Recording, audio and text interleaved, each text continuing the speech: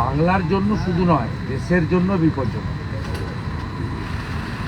দেশের জন্য বিপজ্জনক এবং তার সাথে সাথে সবচেয়ে বড় বিপজ্জনক হচ্ছে পশ্চিমবাংলার মুখ্যমন্ত্রী মমতা ব্যানার্জি আর তার যে দল মুসলিম লীগ 2 তৃণমূল কংগ্রেস। আনসারুল বাংলার মতোই বিপজ্জনক তৃণমূল। নমস্কার বন্ধুরা, আমার নাম ধ্রুবজ্যোতি সরকার। বিধানসভার বাইরে থেকে তৃণমূলকে রাজ্য ও দেশের জন্য বিপজ্জনক বলে দাবি শুভেন্দুর। শুনুন আরো কি বললেন বিরোধী দলনেতা। ওপার বাংলা উস্কানোর দরকার নেই তো। ইউনূস আর মমতা দুজন তো এক। মুর্শিদাবাদ থেকে আপনি আর একটা ইটের আওয়াজ পাবেন না। বাকিটা যে জব্দ করার দরকার, এনআইএ আসা দরকার। 100 কোটি টাকার প্রপার্টি নষ্ট করেছে হিন্দুদের, 100 কোটি টাকার। 12-14 বছরের বাচ্চাদেরকে উস্কে একাধিক হিন্দু লোকের দোকান বাড়ি, ভালো ভালো শপিং মল তৈরি করেছিল, ওষুধের দোকান, কাপড়ের দোকান, জুতোর দোকান, ঠিক বাংলাদেশ থেকে বাংলাদেশ স্টাইলে। এই চোরেগুলো ভিখারি ঢুকে ঢুকে লুট করেছে। 100 কোটি টাকার প্রপার্টি লুট হয়েছে সত্যিতে ডাকবাংলো মোড়ে, ধুলিয়ান টাউনে, জঙ্গিপুরে এবং শামসেরগঞ্জের একাধিক গ্রামে। আমরা এটা ছাড়বো না, এটা খুব বড় ইস্যু।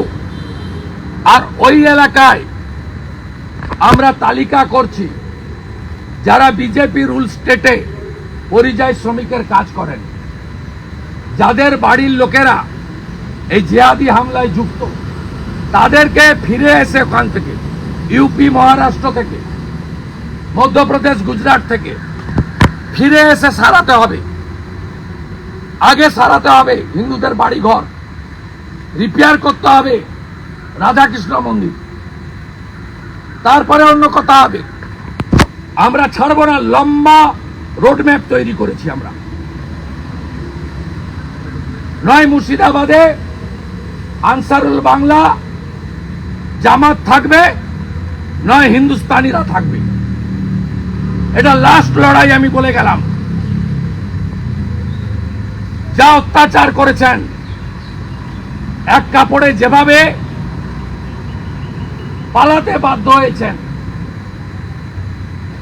এর শুধু হিসাব নয়, সুদে আসলে হিসাব আমরা তুলব। এবং বিজেপি রুল 20টা স্টেটে এই এলাকার যারা মিছিলে গেছিলেন সেদিন, তাদের যারা আত্মীয়রা হাজারে হাজারে কাজ করেন, তাদেরকে ওখান থেকে ফিরে এখানে এসে আগে রিপেয়ার করতে হবে। আর 600 জনের ছবি তালিকা করেছি আমরা। ইনভেস্টিগেশন হোক, ক্ষতিগ্রস্ত লোকেরা তুলে দিবে তাদের। দেখুন 11 তারিখে গুলি, বোম, দেদার, সব লোকাল লোক। হিন্দু বাড়িগুলোর মেয়েরা কি বলেছে আপনাদেরকে? বলছে যাদের সঙ্গে উঠা বসা, যারা কদিন আগে ঈদের নিমন্ত্রণ করলো, যাদেরকে আমরা কদিন আগে দুর্গাপুজোর নিমন্ত্রণ করলাম, সেই লোকগুলোই আমাদের বাড়ি লুট করে ভেঙে সব নিয়ে চলে গেল। সেই লোকগুলোই জলে বিষ মিশিয়ে দিল। তারাই উন্মত্ত আচরণ করলো, আমাদের চিনতে পারলো না। বাইক টায়ার বলে কিছু হবে না, ওখানেই পিএফআই, সিমি, আনসারুল বাংলা, জিহাদি জঙ্গিরা আছে। আর জিহাদিরা মুসলিম লীগ, তাতে কমফোর্ট। মোহাম্মদ আলী জিন্না যা ছিল, ঠিক তার কার্বন কপি হচ্ছে মমতা ব্যানার্জি। তাই জিহাদিরা জিন্নার কার্বন কপিতে আস্থা রাখবে, হিন্দুদের ভোট দিতে দেবে না। এই সেলিম, যেখানে মুসলমান আছে, বেশি দেখে দেখে ভোটে লড়তে যায়। রায়গঞ্জে গেছিল, একবার জিতেছে, একবার হেরেছে। তারপরে চণ্ডীতলায় দাঁড়িয়েছিল, পরপর 3 বার হারা হয়ে গেছে। 19-এ রায়গঞ্জে হেরেছে, 21-এ চণ্ডীতলায় হেরেছে, ওখানেও 40% মুসলমান আছে, ওই দেখে গেছিল। তারপরে আবার দেখলো মুসলমান কোথায় বেশি আছে, মুর্শিদাবাদ, সেখানে গেছে, সেখানে আবার হেরেছে। এই হচ্ছে সম্প্রীতির নেতা।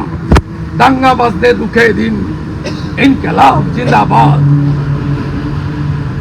প্যালেস্টাইনের জন্য ইনসাফ মিছিল হয়, হরগোবিন্দ দাস চন্দন দাসের জন্য সেলিমের ইনসাফ মিছিল এখনো দেখতে পাওয়া যাচ্ছে না। বন্ধুরা, ভিডিওটি ভালো লাগলে দয়া করে লাইক শেয়ার করে দেবেন, আমাদের পেজটা ফলো করে নেবেন, আর আপনার মতামত কমেন্ট করে অবশ্যই জানান। ধন্যবাদ।